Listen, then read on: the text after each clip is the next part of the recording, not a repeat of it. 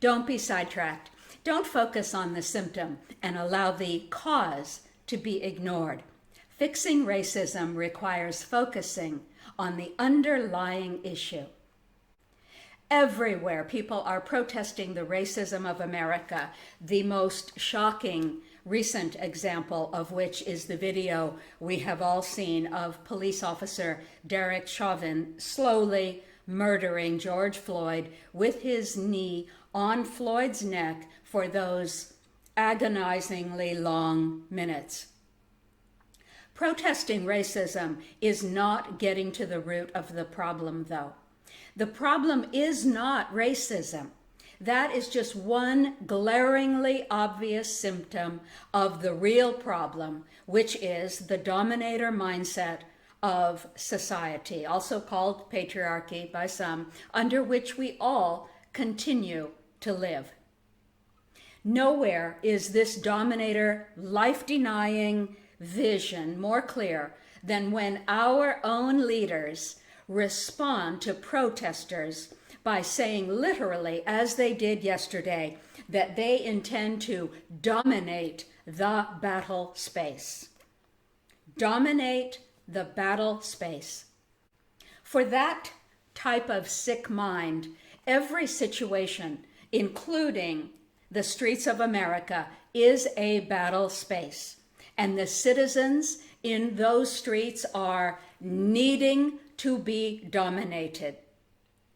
We have seen so many examples of Trump thinking, speaking, and acting in a dominator fashion that I will not even take your time repeating them all here. There are entire websites devoted to his shocking, embarrassing, outrageous, and sometimes hilarious personal examples of his shameful lack of awareness. Was Chauvin a racist when he knelt with all his force on Floyd's neck and crushed the life out of him? Before murdering Floyd, Chauvin had 18 previous complaints against him, and he received oral reprimands for using a demeaning tone and derogatory language that merited discipline, according to the reports. Those could have been racist comments, and they probably were, but it doesn't actually matter. Don't get sidetracked. Chauvin no doubt is a racist, and he is also no doubt sexist and classist, and probably guilty of most of the other ists and isms that the dominator model system teaches us all. Because how you treat anything is how you treat everything. Is racism Chauvin's problem? Is racism why he killed Floyd so casually? No, the more fundamental reason why Chauvin killed Floyd is not racism, but because he, like billions of others, lives by a worldwide cultural paradigm created by men, largely run by men, a paradigm that teaches him to think, not only can I lord it over those who are weaker than I am, but I am entitled to do this. And in fact, I am not actually fully a man unless I do perform in this way. And to be successful in that performance gives me a personal feeling of satisfaction because it makes me feel temporarily safe and powerful. That paradigm is called the dominator model, and for those who have yet to see it for what it is, it will ultimately contaminate every single relationship they might have with everything else in their lives. Chauvin's wife has filed for divorce. He probably lorded it over her too. If they had a cat, he might very well have mistreated the cat because that's the dominator model mindset. Crush those, dominate those who are weaker than you, and try to get, however you can, to the top of the pile. And now, Many people and agencies are rushing to decry Chauvin's act while they themselves are actively engaged in dominator behavior. We should be disgusted to see the Pope of the Catholic Church making a public statement self-righteously criticizing American racism. This morning he said, Catholics cannot tolerate racism and also claim to defend the sacredness of every human life. Is all I can say.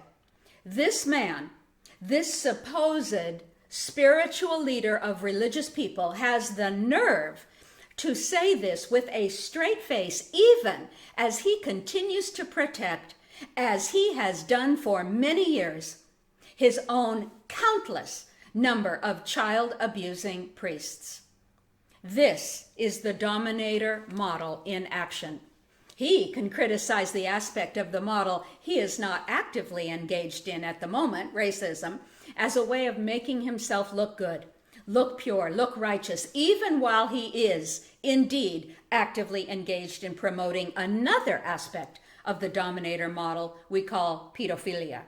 And we should not call it pedophilia, by the way, anymore, because philia means love, and pedophilia has nothing to do with love. We should call it from now on pedopredators, pedopredation. What the Pope is saying is, here, look over here at this terrible racism. Don't look at the domination, the cruelty, and the abuse that I'm engaged in with another set of people, another set of human beings, children. You can see the dominator mindset also in those young white men who have been creating on social media the George Floyd challenge, as they idiotically, while laughing, reenact the horrific crime as just a bit of neighborhood fun for the afternoon. Are they racist? Actually, no, they're too stupid to be racist. They are too brainwashed to be really racist. They have not thought the issue of race over carefully, I guarantee you. They haven't read Charles Murray's The Bell Curve. They are not scientific racists, and yes, that is a thing. Those people are the real racists. Those dumb kids probably say things like, I'm not racist, I have black friends, and they probably do. No, racism is not the central issue. These nitwit children have been saturated all their lives in a dominator model culture that tells us all that in order to be anything, in order to be anybody, each of us must try to scramble to the top of whatever pile we find ourselves in and do our best to lord it over those who are weaker. This is the opposite of the mindset of oneness, the view that we are all in this together, or the shared good model. Some call that the mother culture mindset.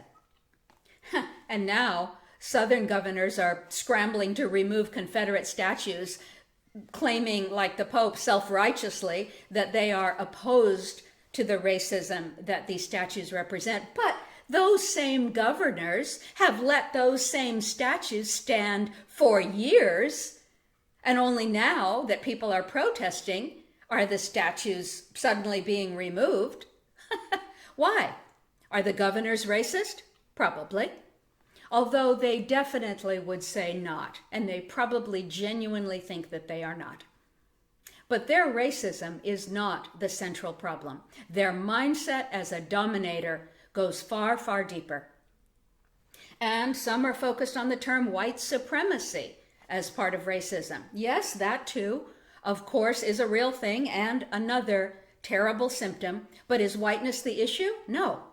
Because I can show you countless examples of Black people also promoting domination of others. The insane cruelty of Idi Amin, the murders of Macias Nguema, the wholesale looting of his country by General Sani Abacha, the torture camps of Mugabe. Some might respond that it was white colonialism that caused the imbalance in African countries that allowed cruel leaders to arise, and certainly that helped. But then I will answer you with more history of domination by some Africans of their brothers and sisters before whites ever arrived on the shores of Africa. Many forms of slavery of Africans, debt slavery, enslavement of war captives, military slavery, slavery for prostitution, all these forms of domination of others were practiced in many parts of Africa long before whites arrived with their particular special set of dominator cruelties. Whites just happen to be top of the pile at this moment in history. It will not always be so. And if you think that men of color will be better leaders than white men, not likely. If men of color do not deal with this dominator mindset within themselves, they will not prove to be any better.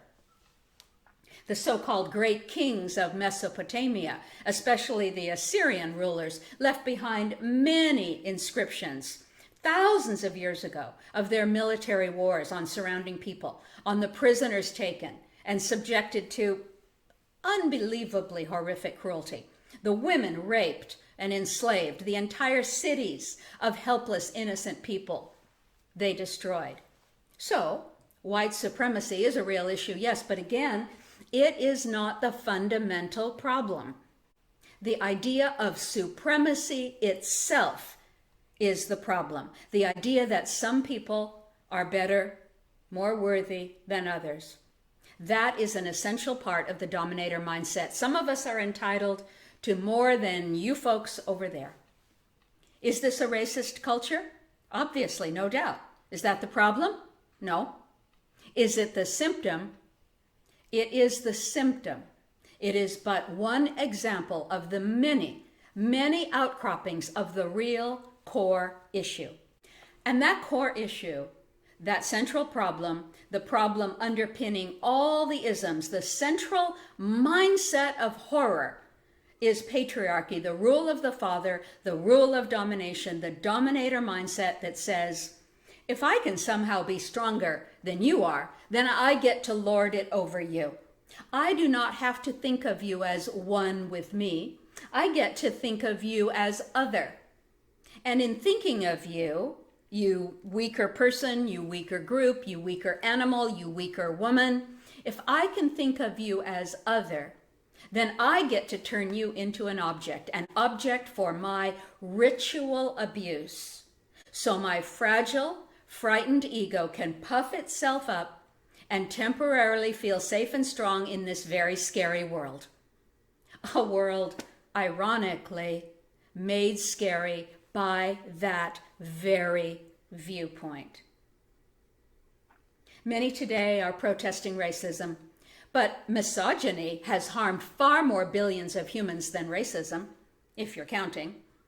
How is it that so much of humanity can get so righteously worked up about racism, and they should, it is right to do so, no argument there, but we still have so much trouble admitting that misogyny, the abuse of half the human race, is widespread and ubiquitous?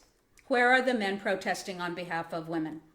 And this is not whataboutism. This is really looking at how we as a civilization do not want to see the fundamental problem, the dominator mindset rooted in patriarchy, the rule of a few men over everything and everyone else. As my friend Elaine Charkowski repeats, male violence is the worst problem in the world. This is the paradigm under which we are living the world over. This is the paradigm that we must change. Should we work on exposing and eliminating racism? Obviously. Should we work on exposing and eliminating sexism? Clearly. Should we work on exposing and eliminating child abuse and animal abuse? Of course. Should we work on exposing and eliminating immigrant abuse? No doubt. Should we work on exposing and eliminating all these horrors of our society? Without question, yes. It is right for people to work on that specific issue that calls their heart.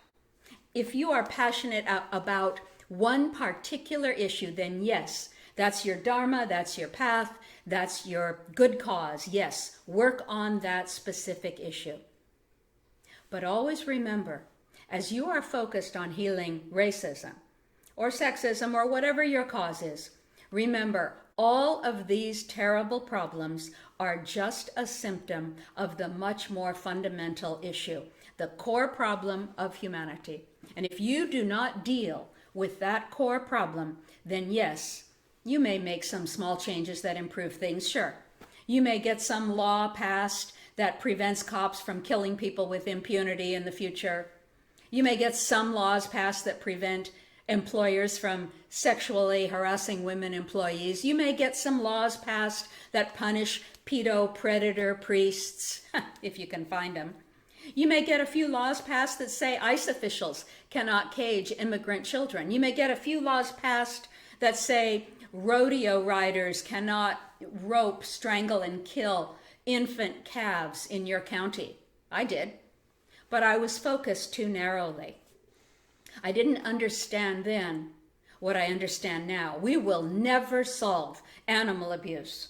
We will never solve racism. We will never solve sexism. We will never solve classism until we solve the problem of the dominator mindset.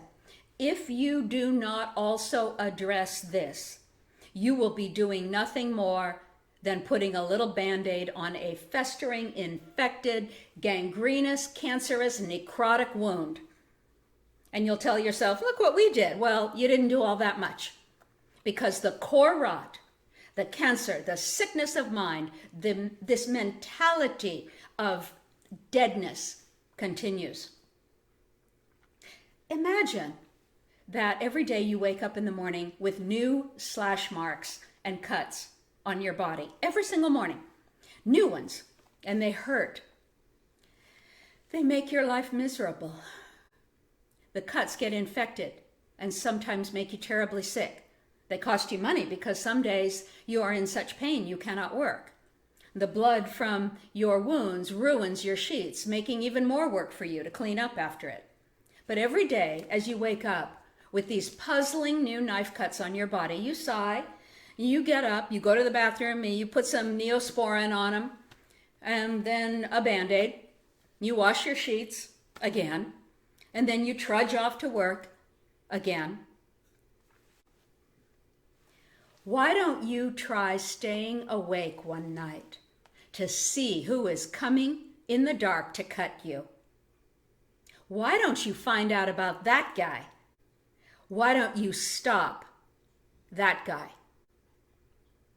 Sisters, stay awake. Stay radically awake. Radical, I think a lot of us know by now, means to the root of. Get to the root of the issue. Be radical, not surface in your thinking.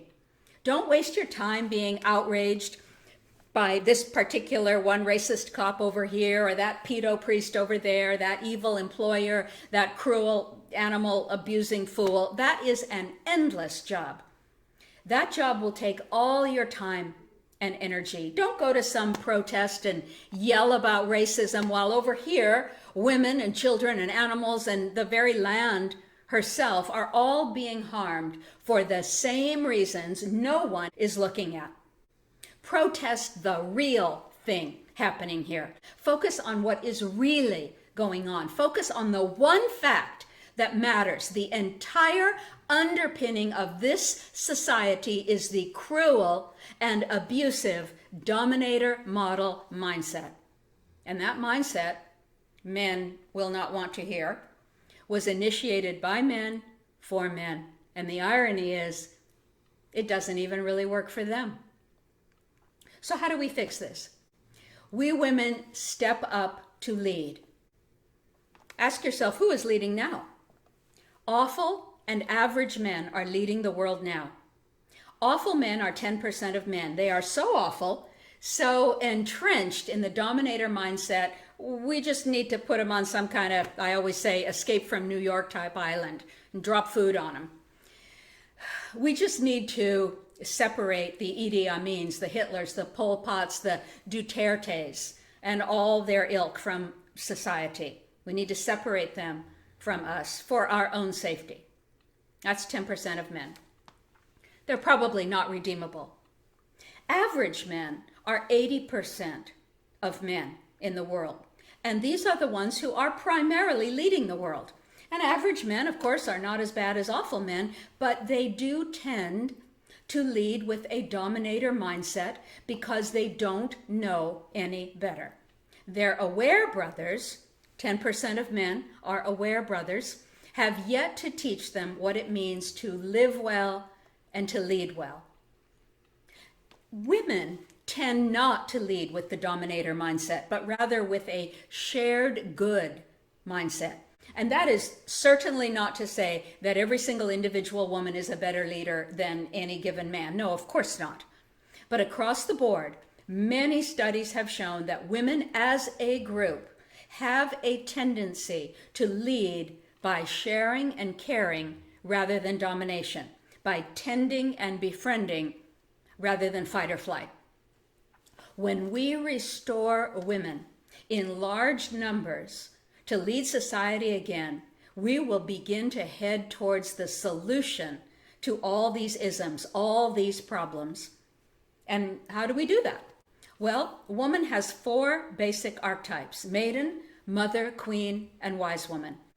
Of these 4, and each has their own set of powers, the queen archetype is the leader in woman, the leader of the tribe, the leader of the clan, the visionary guide for civilization.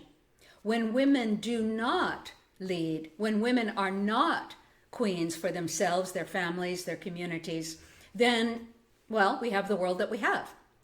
And this is a world a lot of us struggle with. That is not an accident. That is the whole point of the dominator mindset, to steal the energy of the being that you have forcibly put beneath you for your own purposes, to suck dry the life force of the one you can dominate. In a dominator society, of the 4 female archetypes, the queen is the most denied and demonized archetype, because the truth is patriarchy cannot exist alongside the queen. When the good queen shows up in large numbers of women across the world, patriarchy begins to melt. The queen in woman shows everyone the dominator mindset for what it is and how it harms. The queen in woman is for all life, for shared good. And the queen is also the archetype responsible for boundaries, fierce, compassionate boundaries, which is what women need to put on awful and average men now. All men are divine, all creatures are divine, and women are the ancient natural spiritual authority, and everything is a spiritual matter in the end. So sisters, work on what calls your heart, yes, but maybe stop the constant railing against only racism, or only sexism, or only classism, or only animal abuse, or pedophilia, or child soldiers, or drug lords, or bad presidents, or the evil war machine. Start speaking about the one thing that creates all of these, the one thing that allows all of these, the one thing that promotes all of these. Start speaking about the dominator mindset, the mindset propagated by average men, the mindset that can be cured with the queen in woman, the queen, the one who knows how life was meant to be lived. Start speaking about this and start stepping forward as that queen for yourself and your family first. Be that woman. Be that queen. Blessed be.